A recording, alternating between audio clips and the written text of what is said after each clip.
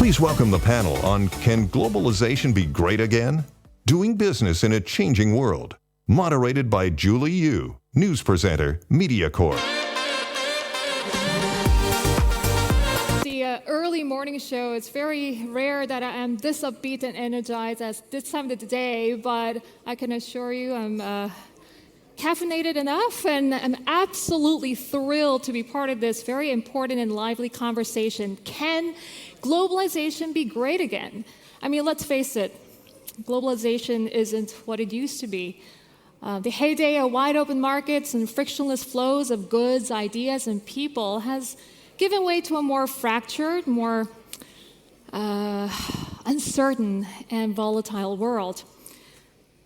We are hearing less about integration and interdependence, but more about protectionism, terrorists being used as weapons, geopolitical tensions, wars, and strategic rivalries. But globalization hasn't disappeared.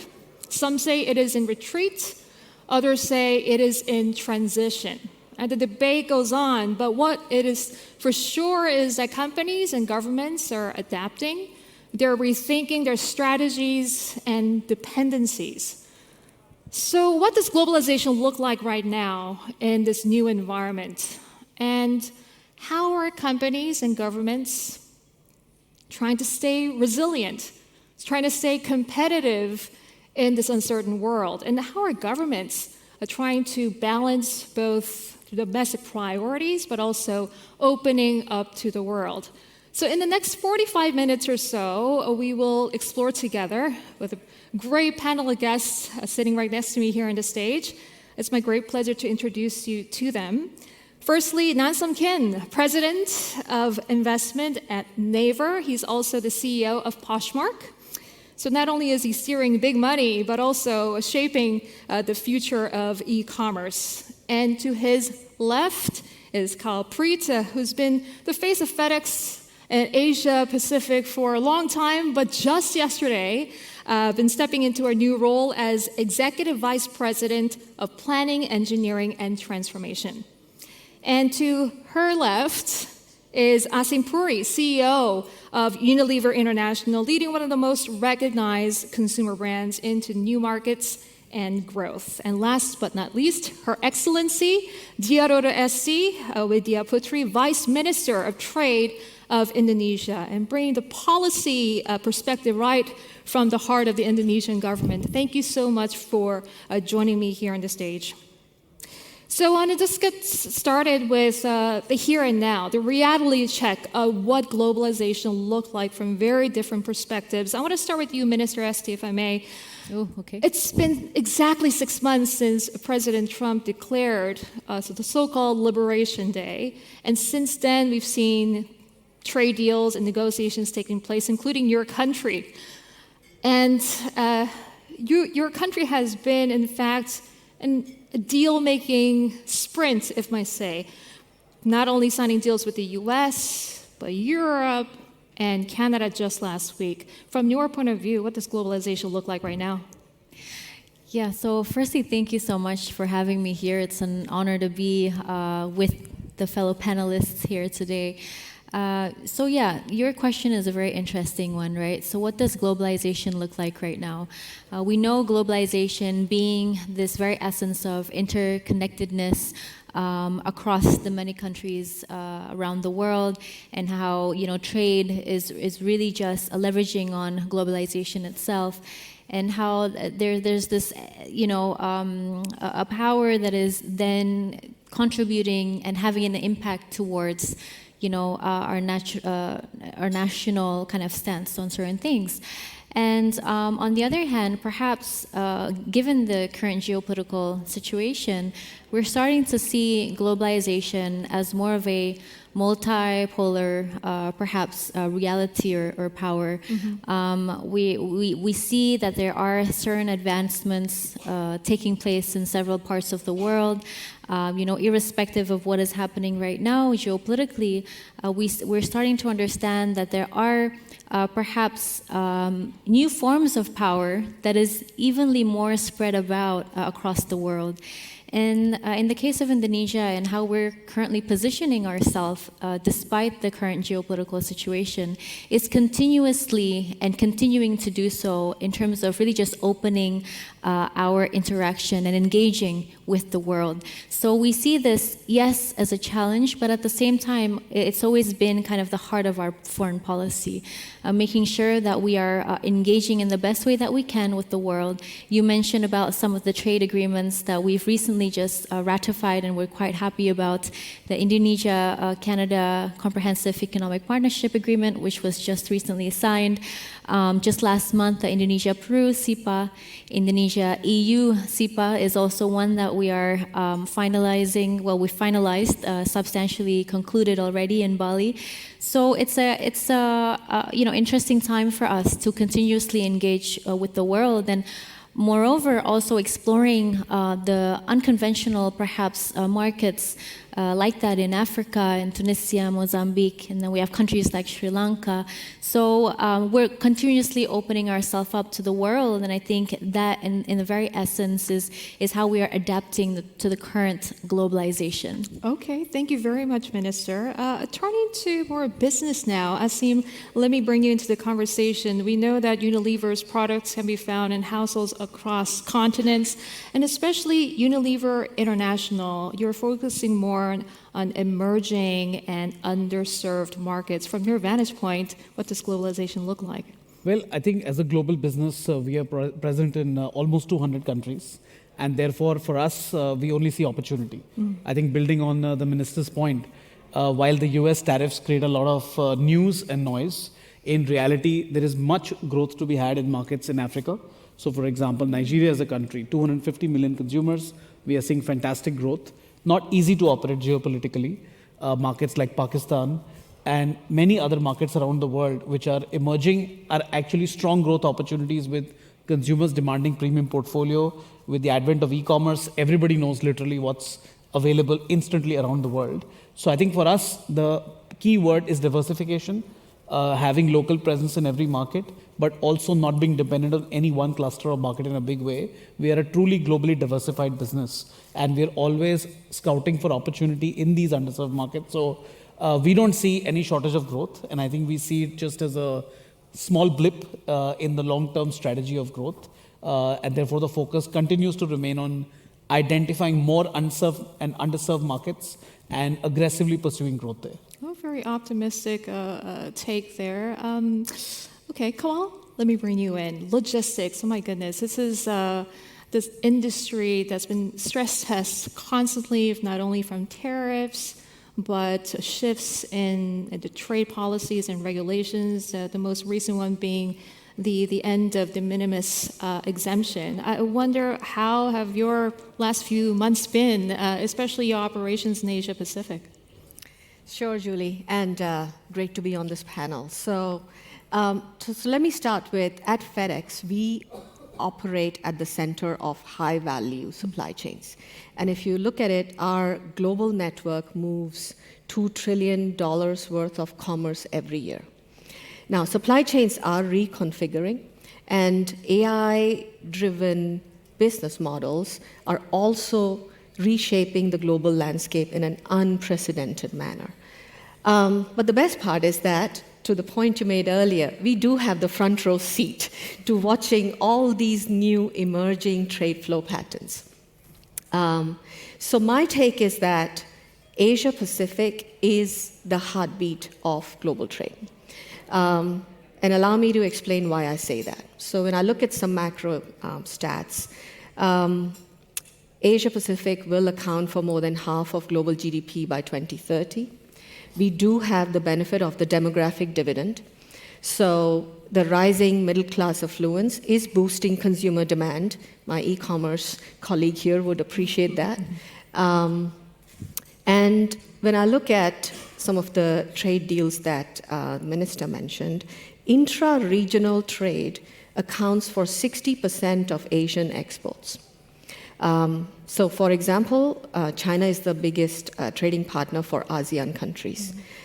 Singapore is the biggest trading partner for India in the ASEAN group of markets. So that's on the intra-regional trade. But at the same time, when I look at Asia to Europe, this is where we are seeing 30 consecutive months of trade expansion. So the opportunity, as Minister called out, Europe is also deepening its trade negotiation and deals with Asian markets, Indonesia being a case in point. We're also seeing Asia to Latin America trade. That is growing double digit. And despite all the de minimis changes and the tariff situation that you called out, markets like Vietnam and Taiwan have seen healthy growth to the US. Actually, year over year, we're seeing great market growth out of these Asian markets. So my take is that globalization is reconfiguring, and the next blueprint of opportunities is where we are focused on to drive growth. Okay, thank you, Kawal. Globalization isn't just about goods, it's also about services, data, and digital realm as well, Namsan. From all these things that you heard from other different sectors, but I wonder what it's like for Asian tech sector. How are the new environment affecting your side of things? Yeah, so globalization, what was it then and now? It reminds me of, if we remember in 1992, the Barcelona Olympics, the Dream Team USA won. Their narrowest margin to any other team they played was 30 points. And in the last Olympics, when they were playing France or whoever, the margin was much, much smaller. They lose games now, right? And so it's this big catch-up where 30 years ago, globalization could have been a virtue. It could have been something that the developed, especially Western worlds, were using, a rationalization to be able to break into new emerging markets and sell more of their product. Now, the good byproduct of that was the rest of the world caught up. But what's also interesting is you also have a conflicting trend here where, in terms of emerging or bleeding edge technology, all of the capital and the best talent is also being sucked up by the United States. So it's all being concentrated in a few areas. And so it's this conflicting two types of, one is an equalization and the other is, but at the extreme ends of technology, it seems like the gap may be even widening. And so for countries like Korea, who at one time our IT industry was more advanced than many other developed countries, now startups coming out of Korea, same thing for Europe, the same thing for Israel. In order to grow and survive, we have to win. We tell ourselves that we have to win North America as a market. So you have to compete with the big global tech companies. And it's becoming increasingly more challenging. A lot of capital is required. And then I think more recently, we're asking ourselves, okay, so we're a big tech company in Asia. How do we really think about the cross-APAC trade? How do we really think about reinvesting a lot of our capital into Southeast Asia, into the Middle East, where in the past it was all about, or even until recently, how do we win the US customer? I think we're forced to think about how do we partner with other Asian countries and companies and build that ecosystem here within APAC. Okay, so we just heard four very different but connected perspectives from the government, consumer goods, logistics, and tech, really showing that globalization is being tested, but at the same time redefined in real time. Now, I want to dig into how companies and governments are staying resilient and competitive in this uncertain world. Minister, let me start with you. So on top of being, I guess, geopolitically polygamous, dating everyone, I wonder how Indonesia is staying competitive. Let's say, just looking at this region, Southeast Asia is becoming the hub of manufacturing, and your ASEAN peers like Vietnam and Thailand are aggressively stepping up. So how is Indonesia trying to stay ahead of this game? Yeah, so again, honing on the very essence of seeing that there's a lot of opportunity for Indonesia to continuously grow and to harness on the international market, right? So I talked a little bit about some of the FTAs that are already set in place, some trade agreements. Around 68% of our exports go to FTA countries, so to countries that we already have agreements with. And so this is very important to recognize, right? And in terms of competition, I think all in all, we're all competing in some shape or form, right? But also it's really just understanding how we can, increase our productivity in whatever sector that is, has served as a backbone to our trade generally. For example, when we speak about the industries, we're talking about commodities such as footwear, apparels, rubber, and we see that there is a lot of advancements in these industries, but also harnessing on the other kind of untapped potentials that are quite demanded by the international market. And again, we have, in terms of the leverage, because we've just finalized and completed our SIPA in so many different regions and parts of the world, this in itself will be a good positioning power for Indonesia to then penetrate to these markets, right? And so I think it's really just all about making the most of the opportunity at hand and ensuring that the private sector and the business players are also, contributing in the utilization of the trade agreements. We spoke a lot. I just came back from the AEM meeting in Malaysia, and there are a lot of trade agreements that we're currently trying to push within the ASEAN region with some parts of the world. But now it's also all about how are we utilizing it, right? We're talking about RCEP as well and ASEAN plus countries, and because this has been existing for some years now, so now it's all about how are we utilizing. And when we speak about the increase of the utilization aspect, we're talking about how are we engaging and how can we engage better, right? How can the government engage better with the private sector so they can also make the most of the agreements that are already set in place. So again, going back into the point where opportunity is there, yes, competition will always be there, but how can we maintain the productivity for us to continuously thrive going forward as well? Okay. And Kawal, many companies I've been speaking to are taking more of a wait and see approach, just waiting out until they see some clarity on the trade or geopolitical front. But I understand FedEx has been proactive and very quick on its feet to make pivotal shifts and changes. I mean, understandably, because your business is built on time, speed, and predictability. But could you just walk us through some of the shifts that you made and what worked well? Absolutely. So scenario planning and adapting with agility is how we've approached the markets. And look, we are an industry which is world in motion. So it's all about resilience, and our resilience is really anchored in leaning into our capabilities of our physical network and our digital networks. So when I look at our physical network, I'll just share some examples of some of the moves we made. And it's all about being anchored into where the opportunities are emerging and staying very close to the shifts in the customer's needs. So to begin with, our physical network is connecting 220 countries and territories.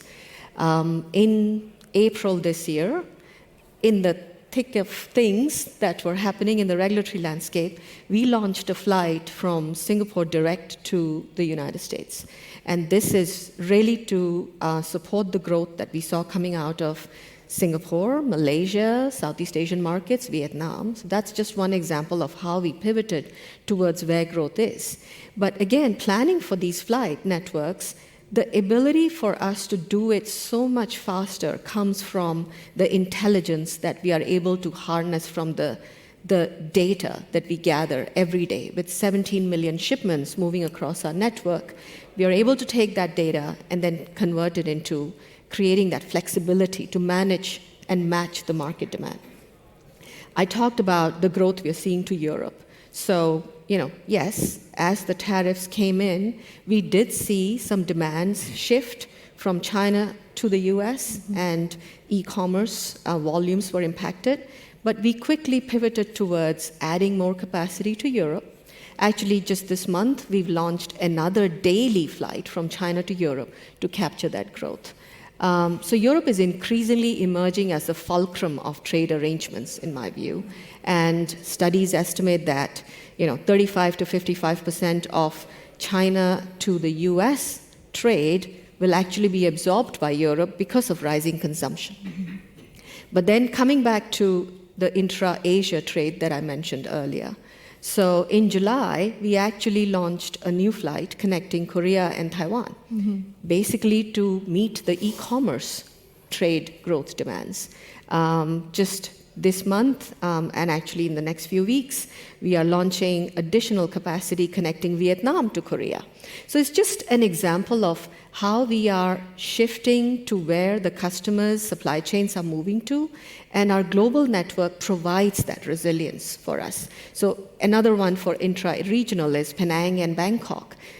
Malaysia and Thailand, again, emerging growth opportunities, and we're connecting more capacity to Asia. Now let me talk about the digital piece, how that makes our business resilient. So as I mentioned, it's the data that we capture every day with the amount of traffic that is moving in our global networks. That gives us a unique supply chain moat that powers our competitive advantage. So to be able to take that data and create AI-enabled tools that are making us more efficient. An example would be optimizing our routes that do pickup and delivery. So somebody comes to your home to pick up a package or deliver a package, optimizing those routes using real-time data, being able to spot early warning signals so we can intervene and monitor whether it's weather or whether it's any service delay, so we can provide that trusted, reliable service to our customers, is another example of using our data. You mentioned tariffs in your opening comments. As this happened, we were quickly able to help our customers navigate this with confidence and clarity by creating tools like HDS code lookup. With de minimis going away, there were several customers who needed support, especially small and medium customers. What is a HDS code? It's a harmonized tariff code that you need to declare when you ship a package. But creating that AI customs chatbot that a customer can use, it's easy, it's seamless. So those are some of the things that we've done to stay resilient and adapt with agility. Okay, well, multi-layered approach. Yeah. Thank you so much for sharing that, Kawal. And Asim, as you heard, agility, and you earlier mentioned diversification seems to be the name of the game. I wonder what that looks like for Unilever. You're dealing with fast-moving, high-volume goods. Yeah, so I think crisis is an annual affair now, right? So we had COVID phase 1, we are all locked down at home. We had COVID phase 2, we can't ship goods anymore. Then we have few conflicts and the Red Sea crisis. Now we have the Trump administration bringing tariffs. So it's an annual affair to have some issue coming in the way of global trade. So the way we deal with is 3 Ds. The first, diversification. So diversification of markets. So we produce K-beauty products in Korea. US is a big market, but now we've pivoted towards Southeast Asia, towards the Middle East. India is emerging as the #1 market in the world for K-beauty conversation. India and Korea have FTAs, so we're leveraging that. Second is digitization, which I think Kawalpreet spoke about, but there it's about agility and speed to market. So in a crisis, the companies that invest more in technology and are able to respond faster are the ones who win market share. So for example, even with the tariffs, actually in the first half, imports to the US went up dramatically because everybody tried to beat the tariffs. So the question is, who's got the resilience to do that? And the third, which I mentioned before, is de-averaging. When you de-average markets and channels, you find growth opportunities. So Korea as an economy is growing at very low single digits, but we pivoted our business to work with Naver and with Coupang 4 or 5 years ago, and we are seeing strong double-digit growth. In a market like Australia, retail is down, but when you pivot and work in alternate channels, like DIY hardware with Bunnings, you see exponential growth. Similarly in Africa, many people don't know, but there's a country like Ethiopia, which is 100 million consumers that just liberalized their currency, imports are open, the market is booming. So when you de-average, you find lots of opportunity, but you look at the bigger picture, yes, the headlines don't look so good, but in the end, actually if you look deeper, you look on page 3, page 5, there's a lot of growth to be had. Okay. So we heard AI, data-led insight. I'm sure you have lots to say. And Namsan and Naver went all in on AI. I wonder how those moves has helped Naver stay ahead, and how do you manage to scale globally given your strong root in Korea? That's always a challenge. I think so. For Naver, we continue to invest heavily into AI and export our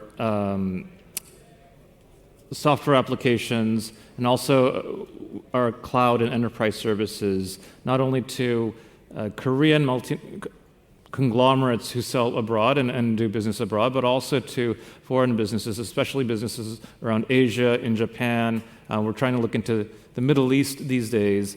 And then when we think about it from the perspective of Poshmark, where I'm the CEO at, and Naver acquired Poshmark several years ago, which the tariffs actually helped a business like Poshmark. Poshmark, as many of you may not know in this part of the world, but it is an e-commerce business dedicated to fashion. A lot of our product is secondhand, and so it's domestic product that gets circulated within domestic circles. So what do we have to do?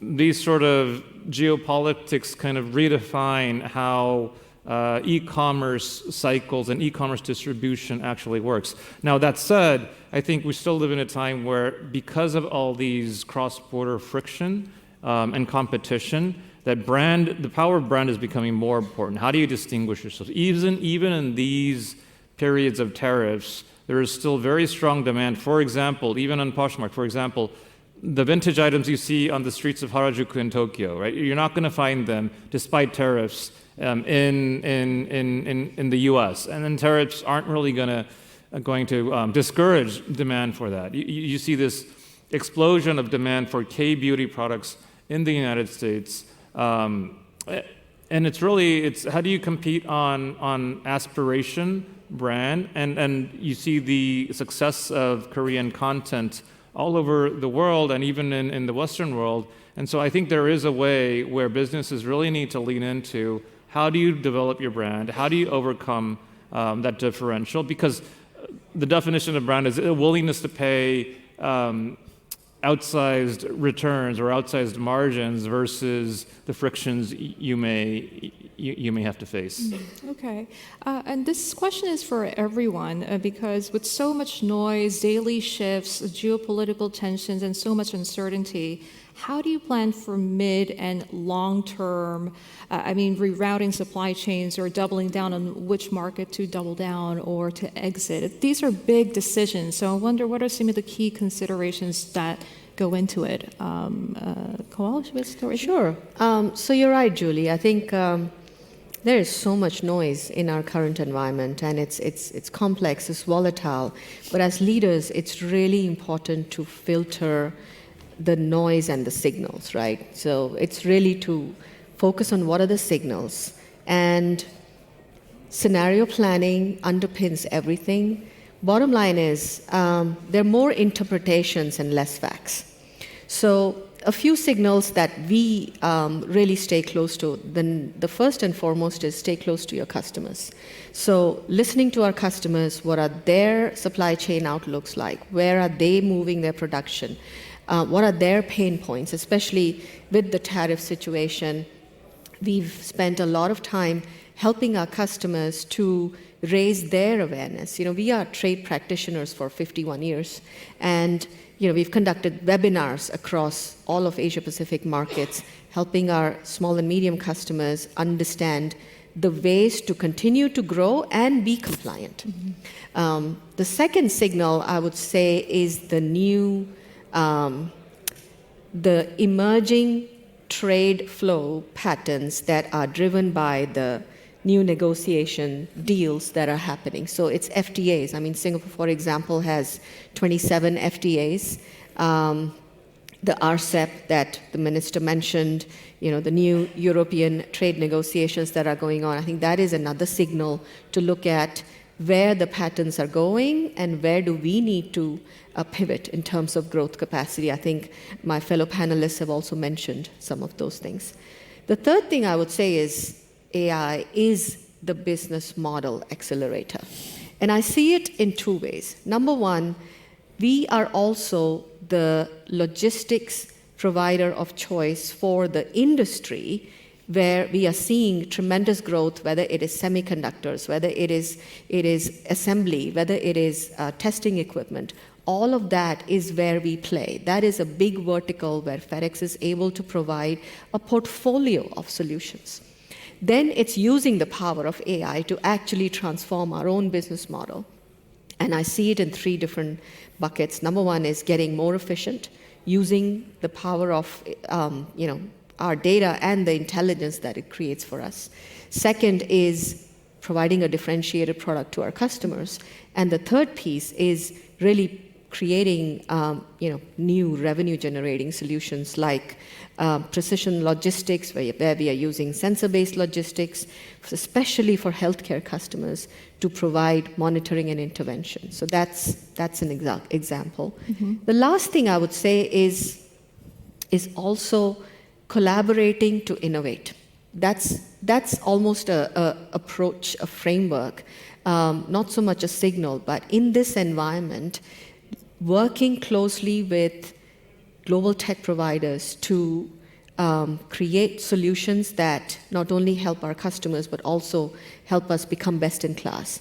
Another example is, we meet where our customers are. So if our customers are on platforms like Shopify or eBay, our portfolio offerings are available there as well. So that's just an example of all the signals that we stay close to, so we can ultimately adapt with agility. Okay. How about you, Nams? Please. No, I'll just add to that. I think two mantras really we follow. One, don't worry about things you can't change, right? So if the government regulations change in a country, we accept that's part of the cost of doing business. We have to get more efficient, right? And not try to worry about that at all.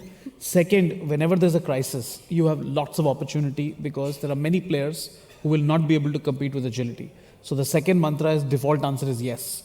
When you're faced with an opportunity, say yes, then figure out how to do it.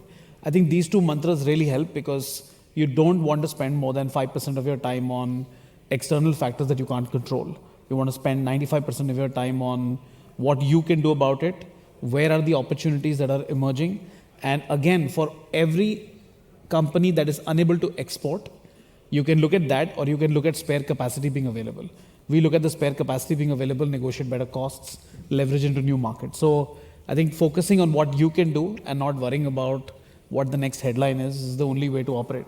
Yeah, Minister Estia, I saw you smile. I was just want to add on to that. I think one of the things that we should do is, number one, to adapt, right? We need to adapt with everything that is happening. And I think countries like Indonesia, we're trying our best to adapt and to still engage with the world, right? So that's one thing. And also the second, which goes by what you just said, really, is the very essence of focusing on the opportunities, seeing how we can leverage on building new connections or better trade connections with other parts of the world, and harnessing on other potentials that we may have. For example, in the case of Indonesia, and this is quite interesting and something that I'm quite passionate about, is understanding that turns out the small medium enterprise plays a significant role in our total GDP, so contributing around more than 60%. And more interestingly, we see women participation in this space. Around 64% are run and driven by women, right? And so how are we in the future leveraging on the trade deals that we have with the world and empowering local businesses, whether it be women-led or really just led by anybody, right, for these products to then be introduced to the international market? We have avenues of this within the Ministry of Trade in Indonesia. We have representatives in 33 countries across the world in the form of trade attachés, Indonesia Trade Promotion Center, all with the hopes for the world to better recognize that, look, we have more to offer. We have a lot that we can offer to the world. So again, harnessing on those opportunities. Yes, there are challenges, but the world is so big, and trade can happen with so many other countries, right? And so taking into account these opportunities is definitely a way forward in the trajectory to come. Yeah, the resilience isn't just about adaptation or being agile, but in case of your country, Minister, is striking a balance. I feel like you are taking dual approach of protecting your domestic priorities and your very sensitive sectors, but at the same time, you're opening up to the world. I wonder how you're striking that balance. Yeah, so, in terms, I think every country has their own national interests, right? There are certain things that they'd like to protect. And with the case of us, under the leadership of President Prabowo Subianto, he is very concerned in, firstly, downstreaming certain industries. And I think in one aspect, this will create a multiplier effect in terms of job creation and others, right? Transfer of knowledge, technology, and so forth. But at the same time, will invite investment, foreign direct investment in that space, right? So that's one aspect. The other is really just about the human capital aspect, right? There is a lot of focus within the current government to focus on how we can better the quality of human capital. We have a trajectory of becoming one of the largest economies in the world. Demographic dividends, like a lot of the Asian countries, where a majority of our population are productive, around 68%. And so given this trajectory, there's a lot of focus on healthcare, there's focus on education, there is job creation generally. And a lot of programs are catered towards bettering the quality of our human capital for us to then better contribute to the global economy. So, and also, interestingly, is really just this move towards green energy and sustainable development generally. So these are some of our domestic focuses, but of course, this will pave way towards international cooperation, right? Yep. This will bridge those gaps between the needs that we also have with the rest of the world. I mean, when we speak of green technology, we need help from other countries, right? We need to learn from other countries. And at the end of the day, when we speak about sustainability, we are all going through the same problem in terms of how we are adapting and finding the right solutions in fighting this global problem of climate change. And again, we have a saying in Indonesia, gotong royong, which means collectively working together side by side in finding a solution towards something. And I think the very essence of gotong royong is so important for us to continuously work together in finding the right solutions going forward. I'm sure some of you have heard Minister Chen Chun-seng talk about the responsibility of business leaders shaping the future of the fragmented world. I wonder how each and one of you from your organization, what sort of role do you see yourself playing? Namsan? Well, I guess we talk a lot about the role of government and how it's affecting trade flows and how maybe in certain areas governments can work with private corporations to solve some of these problems. I actually think there's another type of partnership that's very, very important, which is for private-public, it's usually about natural monopolies. It's usually about certain critical infrastructure and services for certain locations. Now, a lot of what we do in the tech sector, especially Naver, when we invest in AI companies, when we invest in startups, is really another type of partnership, which is what I call a large private and a small private type of partnership. And it's because each company has a different mandate. Naver's mandates are different. Startups' mandates are different, but we can both coexist and we can both benefit from that. So if the company that we invest in provides verticalized LLM models for a certain type of industry, and we provide the infrastructure that will power that, both of us only have to gain. And so despite all the clashes and conflicts you may see across governments, believe it or not, across the tech industry, we all speak a similar language. AI has become such a common language and unifying theme that every company, regardless of where you're located, without the partnership, you can't find the new markets to export into. And a lot of technology companies are actually serving other corporations, whether it's small and medium-sized businesses, whether it's enterprises, whether it's developers who want to create their own business, or even in the early days of Naver and Search. We were actually giving small businesses an advertising channel to be able to promote and distribute, where in the past they would have had to done that all physically. Okay, Kawal? So I think the minister's question is a very important one. And I believe the blueprint for what's next is about building bridges. Building bridges between economies, building bridges between the physical and the digital world, building bridges between disruption and growth. And ultimately, if you look at it, Singapore has the best public-private partnership model that we all can benchmark. And the future is all about us staying close to our customers, deciphering the signals that we all see, and ultimately reimagining our business models that can now be transformed with digital, and lastly, adapting with agility. Right, That would be my summary. Yeah, for us, our purpose is to serve the underserved. So I think working with different markets and governments, there are different roles to play. So for instance, we work closely with the Singapore Economic Development Board to make Singapore a global hub for our business, for cross-border trade, cross-border payment, and international business. For India and Indonesia, we build capacity for exports for these markets and bring products to consumers in countries like Africa, in especially Western Africa, Francophone Africa, and Eastern Africa. So I think collaborating with governments in every market, leveraging the free trade agreements that are in place or that are up and coming, and I think reinforcing what everybody said, is to have a really diversified, multipolar business strategy, means working closely with governments to serve consumers and customers worldwide. Would you agree, Minister?